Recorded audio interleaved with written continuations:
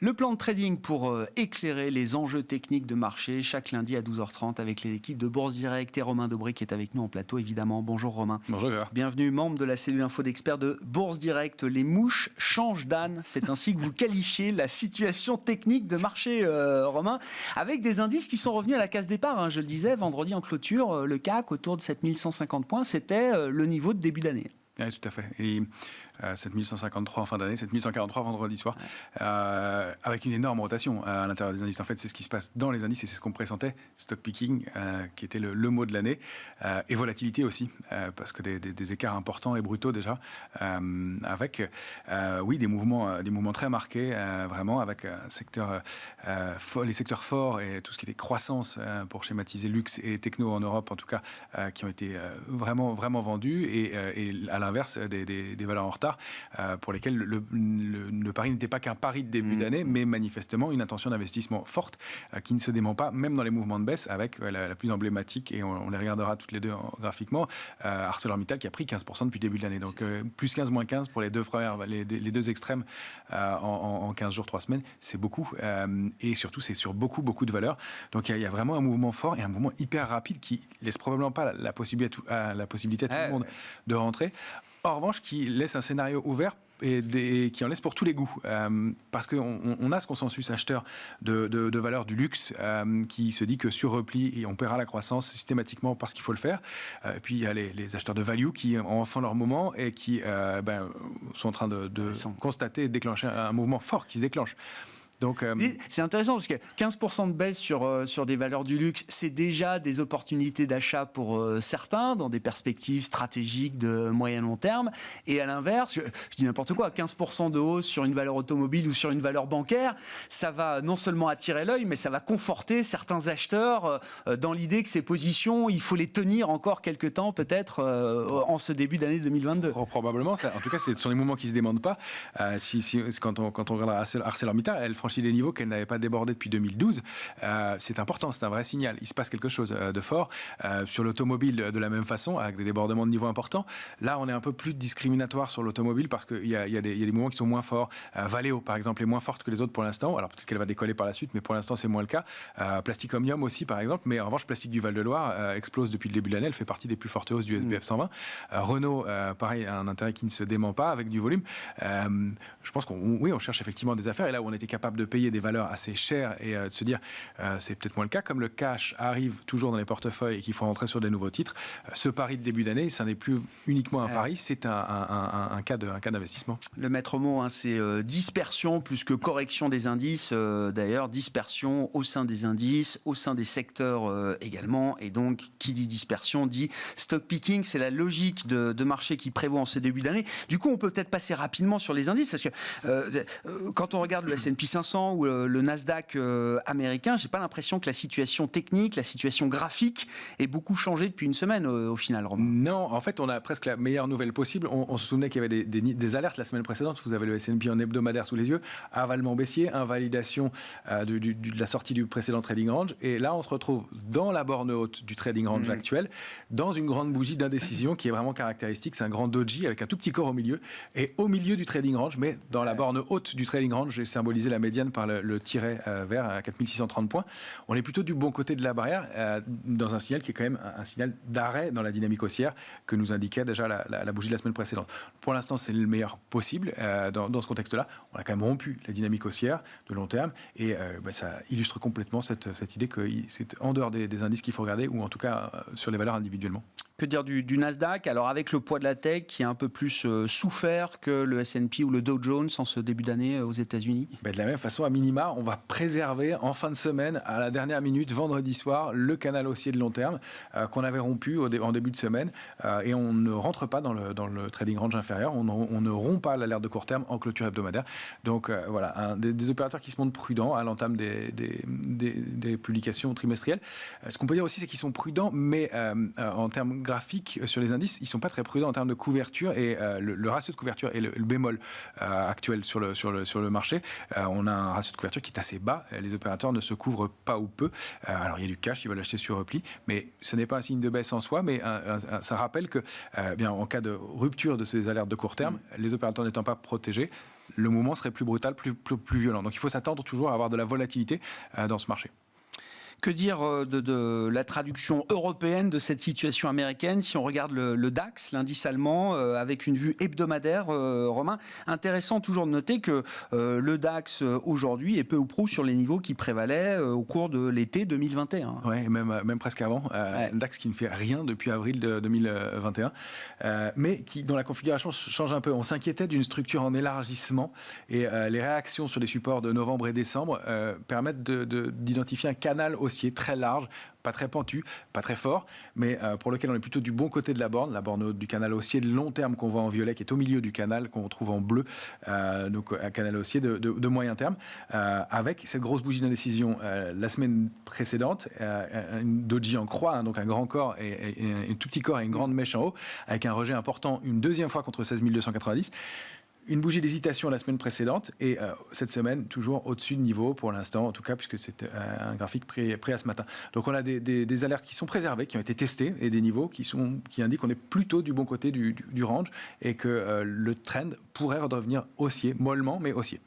Sur le plus court terme encore, quand on zoome sur le CAC 40, le futur CAC en l'occurrence, en vue quotidienne, journalière, Romain, quels sont les enjeux immédiats, les enjeux des prochains jours et de la semaine pour le CAC? C'est toujours la préservation de la zone 7098, 7145,5 en bas, dans un large trading range. La médiane a extrêmement bien fonctionné, c'était 237, on l'a ajusté à 7241,5. Tant qu'on est en dessous, on est plutôt du côté baissier de la neutralité de court terme, mais on préserve et on rebondit systématiquement sur 7098, 7145. On n'arrive pas à reprendre des couleurs tout de suite, mais on n'enfonce pas ce niveau. En revanche, sous 7098, moi j'y vois une alerte un peu plus marquée, compte tenu de cette complaisance sur les ratios de couverture et du manque d'intérêt aussi sur le futur CAC 40. Alors, on a une nouvelle globale sur le futur. On a construit 22 000 contrats futurs depuis le 27 décembre. C'est pas beaucoup, mais au-delà de 7140 points. Donc, on a un petit peu d'intérêt qui s'est construit. En revanche, on constate la semaine dernière et vendredi que la petite journée de baisse qu'on enregistre sur l'indice parisien voit le nombre de contrats futurs diminuer, toute échéance confondue, puisqu'on arrive et on approche, c'est une semaine d'échéance sur les marchés dérivés. Donc vendredi prochain, on clôturera le contrat à terme du mois de janvier. Et au cours de toute échéance confondue, le nombre de contrats a baissé vendredi, ce qui veut dire que dans la baisse, il n'y a pas eu de pression baissière complémentaire. Au contraire, on l'a diminué. Donc c'est plutôt signe qu'on maintient pour l'instant ces niveaux-là. Ça, c'est plutôt pas mal, même si l'intérêt est encore très, très moyen, assez faible, et même si la volatilité est relativement basse par rapport aux périodes précédentes. Une complaisance à surveiller. On sait que sous 7100, il y a eu toute la hausse qui s'était formée de 6828, 6860 jusqu'à 7098 n'était pas étayée. Elle s'était faite avec divergence de volume, divergence d'intérêt. Donc ça, il y a un trou d'air assez possible sous ces niveaux-là si on les rompt. Pour l'instant, ça n'a pas l'air d'être le cas. On rappelle que la grosse zone de densité, l'alerte de moyen terme en option de vente, c'est 6006, 6007. Ça, c'est vraiment le niveau à préserver en cas d'accélération baissière. Donc, on pourrait se permettre cette consolidation complémentaire et encore quelques pourcents sans que ce soit dramatique. Sous 6006, 6007, c'est beaucoup plus grave. Mais dans les actifs qu'on regarde, il y a sans doute une question sur le dollar. Alors le dollar qui s'est apprécié de manière assez régulière et progressive sur une bonne partie de l'année 2021.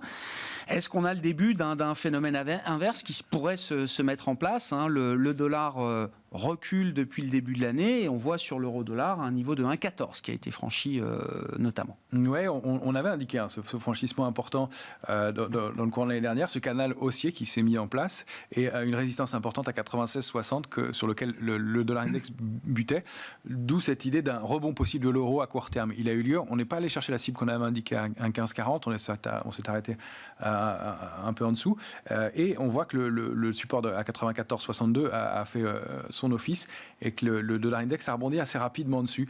Donc on n'a pas de figure de retournement haussière dans l'immédiat, il va peut-être falloir quelques temps, mais ce canal a l'air d'être toujours identifié par le marché et donc le dollar index pourrait repartir à la hausse effectivement à l'assaut de sa cible de long terme située à 99,10, ce qui veut dire que l'euro pourrait corriger un peu avec les conséquences que ça peut avoir sur différents secteurs.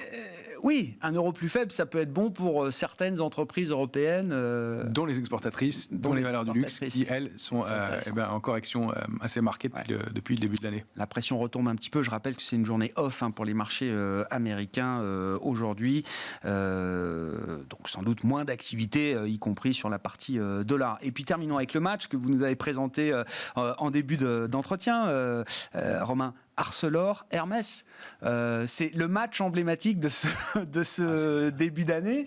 Donc Arcelor qui est la valeur vedette, on va dire, au sein du CAC sur ces 15 premiers jours de bourse. 15% de hausse depuis le 1er janvier et un débordement d'un niveau de technique extrêmement important qui date de 2011-2012 et sur lequel on voit qu'Arcelor avait buté à 30-15 au moins 4 ou 5 fois. Et ça, c'est un graphique mensuel. Donc, chaque bougie représente un échec mensuel. On voit qu'ArcelorMittal n'a pas clôturé en mensuel au-delà de ces niveaux-là. Alors, pour l'instant, le mois n'est pas terminé, mais l'accélération haussière est significative. Le mouvement est important. Et puis, on le voit sur tout le secteur. On disait qu'il y avait peu de logique sectorielle. Reste quand même le secteur des ressources de base, le secteur du pétrolier, les valeurs liées à l'énergie globalement, toujours les banques, l'assurance et l'automobile qui font partie des secteurs très forts en ce moment. Et ArcelorMittal est bien emblématique de cette hausse. Elle avait pris 50% l'année dernière. Elle fait partie de la catégorie des valeurs qui avait pas mal progressé, stagné en fin d'année et qui repaye. Donc l'une des catégories de valeurs qui plaide pour une hausse et une bonne tenue des marchés. À l'inverse, donc Hermès qui a été la star incontestée de 2021 au sein du CAC, je crois que ça a gagné 80% le cours de bourse d'Hermès l'an dernier, qui connaît un début d'année beaucoup plus compliqué. Moins 15% pour elle, depuis le 1er janvier, dans le même délai, avec une phase de correction très nette, très marquée, vague ABC, la dernière vague étant violente, et qui réagit ce matin en tout cas sur un niveau de support important à 1290. C'est important à plusieurs titres. Non seulement c'est une grosse zone d'alerte de long terme et un niveau de support, la zone 1190-1290, et puis cette ligne de tendance haussière de long terme qu'elle est en train de tester. Là, c'est un graphique hebdomadaire. Il faudrait préserver ce niveau-là pour que la correction ne devienne pas plus marquée. On sait qu'il y a un fort consensus acheteur de ces valeurs de croissance sur repli. Oui. Et là, on a probablement des niveaux d'entrée. On voit la réaction est assez rapide. Il y a d'ailleurs par ailleurs des divergences haussières à court terme qui indiquent que ça peut être des points d'entrée. Alors, on n'a pas de figure de retournement haussière dans l'immédiat, mais la baisse éventuelle de l'euro pourrait porter ce genre de valeurs-là et qui fait partie de la troisième catégorie des valeurs, celles qui corrigent pour l'instant, mais pourraient offrir des points d'entrée. Et l'autre étant que les valeurs qui n'ont rien fait l'année dernière et qui repayent comme Orange, Danone, Thales, Airbus, ADP, Safran, qui elles font l'objet d'intérêt qui n'est pas démenti pour l'instant toujours. Des intérêts acheteurs des deux côtés pour l'instant. Donc on verra comment ce match évolue. Hermès, Arcelor étant l'emblème de ce match, de ce début d'année sur les différents types de valeurs boursières qui intéressent les investisseurs. On vous retrouvera vendredi. Ce sera effectivement l'échéance mensuelle, la première de cette année 2022. Et vous serez avec nous évidemment à partir de 17h vendredi en plateau. Romain Dobré qui nous accompagne, membre de la cellule Info d'Experts de Bourse Direct dans Smart Bourse à la mi-journée.